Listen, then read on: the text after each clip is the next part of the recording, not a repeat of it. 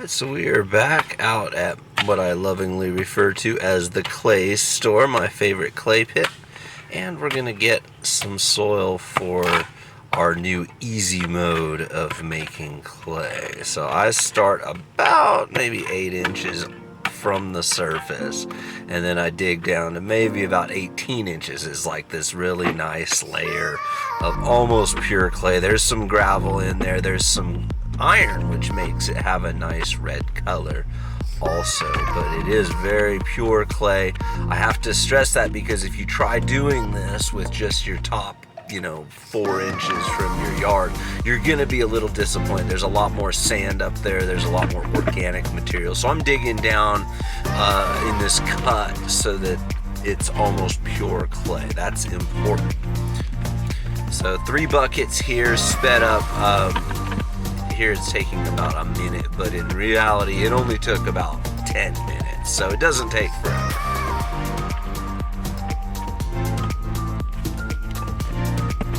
My name is Dave, and today we are going to be taking this raw clay-rich soil that we dug up, and we'll be turning it into smooth, workable clay.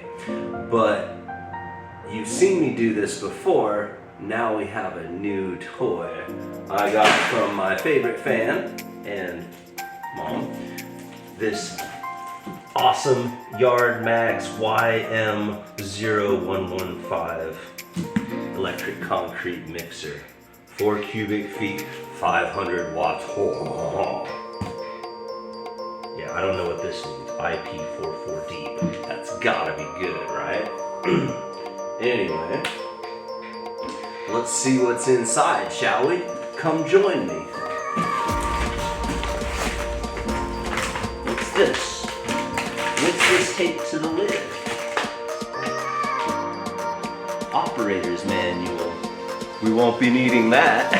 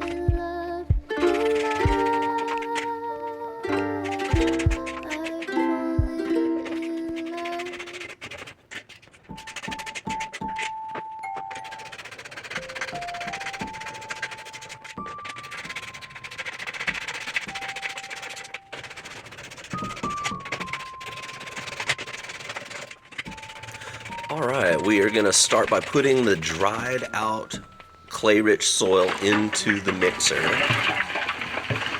And then water. This is actually some rusty water we had in a catch basin. And I just use all the scrap water from the kiln. Anything with some clay in it is this is a good way to get rid of that extra clay and also add a little bit of clay to it. And we are very happy because this is going to be so much easier than the old way where we would have to bend over. We'd have to bend over a bucket for hours on end, breaking my back, and it would vibrate the heck out of my hands too. So that was not fun. Alright, so we've got our screen set up. This is going to screen out any twigs, any branches, rocks, gravel, that kind of thing. There's the old way. So I'd take my drill and I would drill around this bucket and I would try to find the bits that were mixed yet. And as you can imagine, my hands were getting quite the workout, flexing the whole time. And there it is.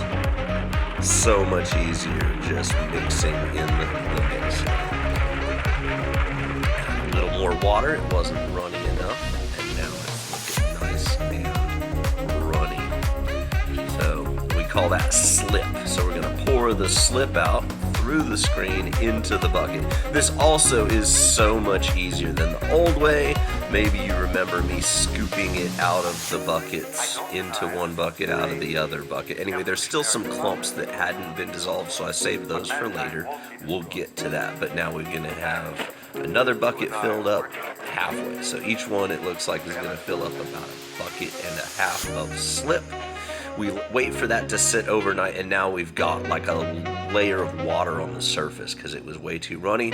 We're going to scoop that out, and then there's those bits of clay that didn't break down, so we'll go ahead and put those in again, and we'll mix up some more slip. So we're going to do that real quick. Super heavy. I used to do landscaping for like 5 years, no, like 15 years, so I have like these muscles. Anyway, not to brag, just what you got. And now we're gonna scoop off, if you see, the water from the buckets, and getting the screen, and we're gonna make that. So that's the last of the gravel we just throw away. And then the slip we hold on to. We're going to rinse all this out really good. We don't want to get any of that gravel or sand or sticks or anything into the final product. So now we're making the final product in the same mixer. So this is also going to replace a lot of manual work. So that's a bunch of reclaimed clay, stuff off the grill, off of the wheel, and then dry clay helps it kind of firm up so it's not so loose. And we try mixing it here, and that dry clay really needs time to soak in. So what we ended up doing is putting the dry clay in, letting it set overnight. Yeah, you see I'm not happy with it, so we're just gonna let it set there, let those clumps settle. So we're gonna put some more dry clay into these buckets. These are just any clay I can get. Sometimes I'll even get like dried out bottle bags of clay from the Pottery store at a discount. I'll break them up into small pieces and then I'll let it dry out because it just helps speed up the process. All this will soak in that water overnight, and then the next day we will blend it again. And through the magic of cinema, we are going to be at the next day. Okay, so it's been a day, I believe, and we're going to add some of this red iron oxide. This is going to help with the coloring. So with adding all of that commercial clay kind of brings it to kind of a mud color, like a brown, and this will bring it back to the red. So we're going to add the red iron oxide to the mixer, and I do it at a rate of like a third of a cup per mixer. I don't know, it works. And that's what it looks like with the red iron and the dried clay. And normally this is where I would get out the blender and I'd blend it up again, and then I'd pour it into pillowcases using a scoop, and I'd be bent over, and my hand would be vibrating and clenched up for, maybe 20, 30 minutes at a time, and this bad boy is about to do all the work for me. So there's my before blending. Not just like you'll see me sped up and you don't think it's that long. It is dozens of minutes of this just blending, and now this is just doing it all for me.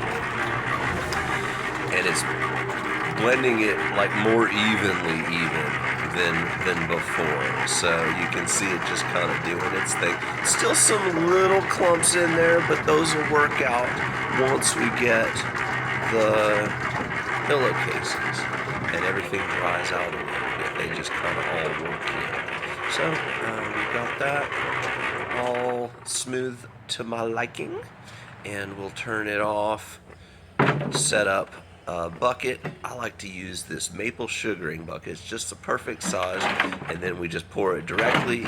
It's like kind of a thicker than before, so we're going to pour it directly into the pillowcase. Again, just saving me my back, and I think this method I'll be able to do so much more. So I'm planning on doing a lot more VLFs, large pots, big planters. I know that's what y'all want, so that's what I'm going to be making. As I do this, I'm going to find other ways, I think, of streamlining the process. I think these pillowcases method, it limits me because I've only got so many pillowcases, so I'm thinking about doing sort of like a trough method. So we might even streamline it more, but this is like, seriously, the hardest part is just kind of taking it and bagging it up into pillowcases.